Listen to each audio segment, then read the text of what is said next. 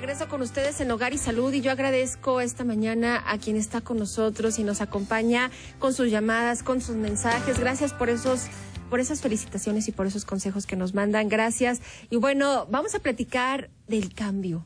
En cada año, pues, viene información importante porque cada año nos brinda una nueva energía, una nueva posibilidad, y los cambios, pues, son inherentes al ser humano. Bien lo decían que las especies más fuertes son aquellas que son adaptadas y se adaptan más rápidamente al cambio. Bienvenido, Eduardo Infante, ¿cómo estás? Hola, Marta, un placer. Muy bien, gracias. Un saludo a todos los que nos escuchan y quienes nos ven. Felicidades en estas fiestas. Y los cambios día a día, no solamente en este inicio de año. Tú nos vas a hablar de ocho pasos para cambiar. Es un modelo para cambiar que se utiliza en la gestión del cambio, en la parte, en las empresas. Es un modelo propuesto para empresas. Aquí el reto va a ser en la conversación que tengamos. Efectivamente, en la conversación que tenemos entre tú y yo va a ser bajarlo a la vida diaria para que quienes nos escuchan o nos ven lo sientan también como un modelo aterrizable para sus vidas. Que ese es el gran desafío, ¿no? El cambio lo tenemos todos los días, continuamente en este programa platicamos alrededor de él. Otros invitados, un servidor ha llegado a platicar y podría ser uno de los top 5, ¿no? De los temas más comunes en Hogar y Salud. Sin embargo, por más que platiquemos del cambio, lo tenemos que interiorizar. Y por cuestiones naturales, esta es una buena época para reflexionar. Son momentos de interiorización, de reflexión. Son días en los que baja el ritmo de trabajo, en los que podemos de alguna manera darnos el espacio que deberíamos darnos todos los días para reflexionar, para hacer un pequeño alto. La gente a veces piensa que meditar implica gastar, entre comillas, lo pongo, 2 horas de tu vida, cuando en realidad la meditación puede ser muy breve. Y andando. Efectivamente. Ni siquiera te tienes que sentar a hacerlo. Recuerdo mucho las palabras del doctor Diego Sámano, ¿no? Que nos dice con 2 respiraciones basta. Y hasta con una. Efectivamente. Simplemente es con que tengas esa decisión de hacerlo, ya estás en otra frecuencia. Exacto, y bueno, pues vamos a aprovechar entonces que esa frecuencia es más global en estos momentos. Estamos más abiertos, más receptivos, más sensibles, Eduardo, para esa energía. Así es, como que somos esas flores, ¿no? Que en este momento están abiertas y están, como bien lo dice, receptivas. Y bueno, te decía, el cambio hay que incorporarlo a la vida más que platicar acerca de él. Hay un doctor, el doctor John Kotter, en la Universidad de Harvard, que es el gurú del cambio en las organizaciones. Él hace más de 15 años escribió publicó el primer volumen de su libro titulado Leading Change, o Al frente del cambio, como lo tradujeron aquí en español. Y su libro pues es muy interesante, sus pláticas, el modelo que ha desarrollado también. Básicamente lo que dice es que para generar cambios efectivos en la vida de las organizaciones, pero que aquí recuerda, también hablamos de las personas, lo primero que tenemos que hacer es no gestionar el cambio, sino ir al frente del cambio. Es decir, no se trata de asimilarlo, no se trata de gestionarlo, de enfrentarlo, sino de liderarlo. Liderarlo quiere decir que tú seas el cambio, que tú tomes el control, que tú tomes las riendas del cambio y lo lleves hacia donde quieres. Y es una postura muy interesante porque normalmente se nos enseña que el cambio es algo, pues es algo inevitable, es algo que tiene que ocurrir, lo cual es cierto. Nosotros como seres humanos cambiamos la totalidad de nuestras células en 7 años. O sea, el cambio vive, nos estamos moviendo todos los días. No somos los mismos. No somos los mismos, aunque no nos demos cuenta, sí. Nuestro planeta está en rotación, en traslación y nunca estamos totalmente quietos, ¿no? Pero la idea de que el cambio es una constante inevitable, a veces nos lleva a reflexionar o nos lleva a pensar que pues al cambio no se le puede hacer otra cosa más que asimilarlo.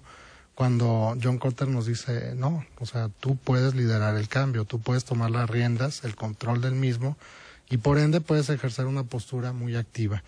Lo que nos plantea en esencia es un modelo de 8 pasos para gestionar el cambio, para liderar el cambio, y yo quisiera ir hablando de ellas, cómo surge en la empresa, pero cómo lo podemos incorporar en nuestra vida.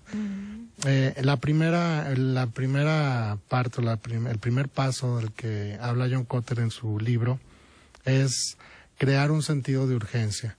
Y él nos dice, en las organizaciones, para que un cambio sea exitoso, 3/4 partes de los directivos y el cuerpo gerencial tienen que estar de acuerdo con el cambio, tiene que haber comprado la idea del cambio. 3/4 partes o 75%. Si lo llevamos a la parte personal, imagínate una chica que vive en una casa con 2 hermanos, un padre y una madre, y ella decide hacerse vegetariana.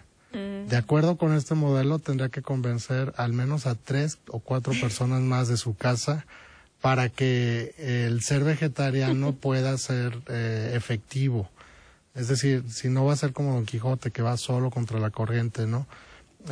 A veces, y es muy dado Dímelo. en estas... Claro, tú que has vivido ese proceso, ¿no? Sí.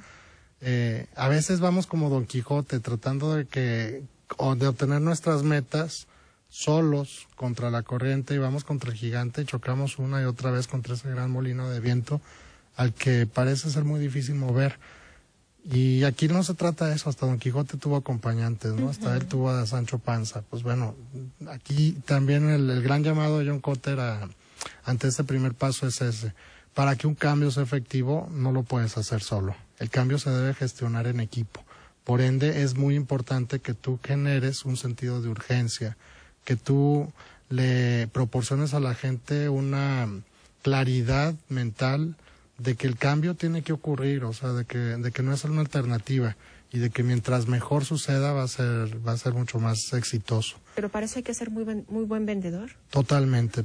Y para ser buen vendedor hay que tener, yo creo que una primera pregunta muy clara es, ¿para qué quiero cambiar?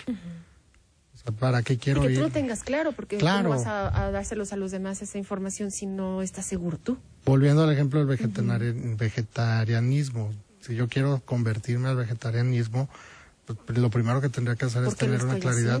¿Por qué y para qué? ¿Cuál es el propósito? ¿Cuál es el sentido? Entonces, crear el sentido de urgencia, que es este primer paso, nos remite a la idea de que lo hagamos como algo inmediato. De que digamos, bueno, mientras más me tarde, más toxinas le estoy metiendo a mi cuerpo y por ende en más riesgo me estoy colocando, que nosotros realmente lo sintamos. Habemos personas en la vida que no tomamos decisiones, sino que hasta que estamos al borde del abismo. Para todas aquellas personas que somos así, que nos gusta actuar bajo presión, nos viene muy bien empezar a crear un sentido de urgencia, al menos psicológico, para que nos ayude a tomar la decisión inmediatamente. Porque, digo, no todas las personas son así, pero sí habemos quienes postergamos, quienes dejamos hasta el final. Pues se habla mucho que la filosofía de los mexicanos es así, dejar todo hasta el último, y hasta que ya no tenemos otra opción es cuando llevamos a cabo todo eso. Y hasta decimos, híjole, bajo presión trabajo mejor. Claro, ¿cuántos creativos no hay, no? Que dicen, en este momento, cuando me faltan 2 horas para entregar, es cuando mejor me salen las cosas. Puede ser así, pues pero nos estamos metiendo también a otro tipo de cosas. ¿A qué costo? ¿Bajo qué presión, etcétera? Para no dejar solo este primer paso, el segundo paso tiene que ver con convencer a la gente clave de que el cambio es necesario. Entonces, 1, creo un sentido de urgencia. 2, convenzo a la gente clave. Y aquí hablábamos 3/4 partes de las personas clave en tu vida tendrían que estar alineadas al cambio que tú quieres liderar. En tal caso, mi mamá la tenía que convencer para que cocinara. Efectivamente. La chica que quiere estudiar en la universidad A y su familia quiere que estudie en la universidad B. Claro. Tiene que hacer mucho cabildeo, tiene que hacer pero bueno, el principio de Kotter es, tú tienes que convertirte en líder. Y para liderar el cambio no se puede hacerlo de otra cosa más que siendo líder.